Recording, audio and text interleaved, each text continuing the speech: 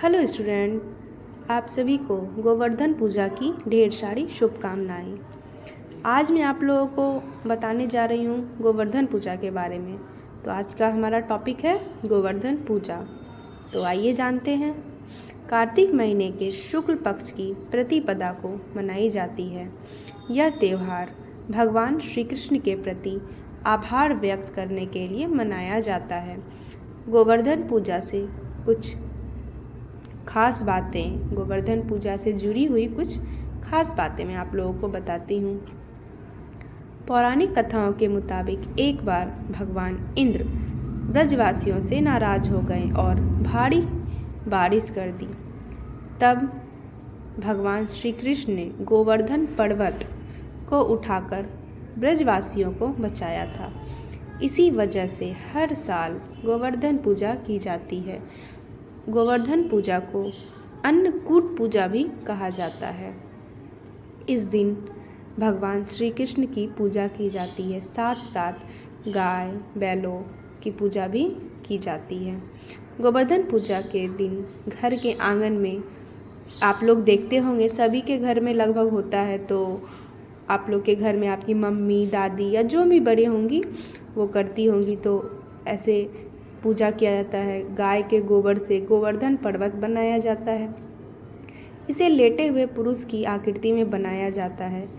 इस दिन गोवर्धन पर्वत को फूल, पत्तियों, टहनी और गायों की आकृतियों से सजाया जाता है। गोवर्धन पर्वत के बीच में भगवान श्री कृष्ण की मूर्ति रखी जाती है। गोवर्धन पूजा के दिन अन्नकूट का भोग लगाया जाता है। इस दिन गाय के गोबर से बने टीलों की परिक्रमा की जाती है। तो कृष्ण जी ने ब्रजवासियों को किससे बचाया था? मूसलाधार वर्षा से बचाने के लिए 7 दिनों तक गोवर्धन पर्वत को अपनी सबसे छोटी उंगली पर उठाकर रखा और गोपिकाओं उसकी छाया में सुखपूर्वक रहें।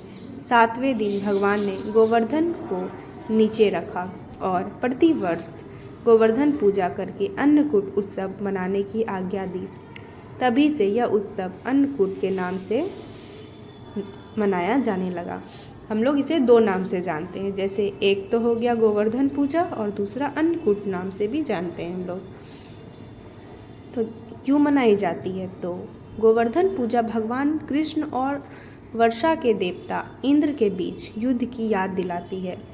हिंदू पौराणिक कथाओं के अनुसार भगवान इंद्र और भगवान कृष्ण के प्रति लोगों की भक्ति से नाराज थे। भगवान इंद्र जो थे वो भगवान कृष्ण के प्रति जो लोगों की भक्ति थी, उसे प्रेम भाव था, उससे नाराज थे, क्रोधित थे। और क्रोधित होकर भगवान ने भारी बारिश करवा दी, तबाही मचाई। तब भगवान कृष्ण ने लोगों को बाढ़ से बचाने के लिए गोवर्धन पर्वत को अपनी छोटी उंगली पे उठा लिया। भगवान के इस दिव्य कार्य से इंद्र के अहंकार को हरा दिया और जिम्मेदारी और कर्तव्यों के महत्व पर जोर दिया। इस पर्वत को भगवान कृष्ण ने अपनी छोटी उंगली पर उठा लिया था। कारण यह था कि मथुरा, गोकुल, वृंदावन आदि जगहों के लोगों को वह घनघोर बारिश से बचाना चाहते थे। नगरवासियों ने इस पर्वत के नीचे इकट्ठा होकर अपनी जान बचाई। यह बारिश किसने करवाई थी? इंद्र भगवान ने। तो इसे भगवान ने पूरे नगरवासियों को बचाने के लिए अपनी उंगली पे पर्वत को उठाया और बचाया। तो इसी की स्मृति में हम लोग, यादों में हम लोग ये पर्व जो है मनाते हैं, गोवर्धन पूजा।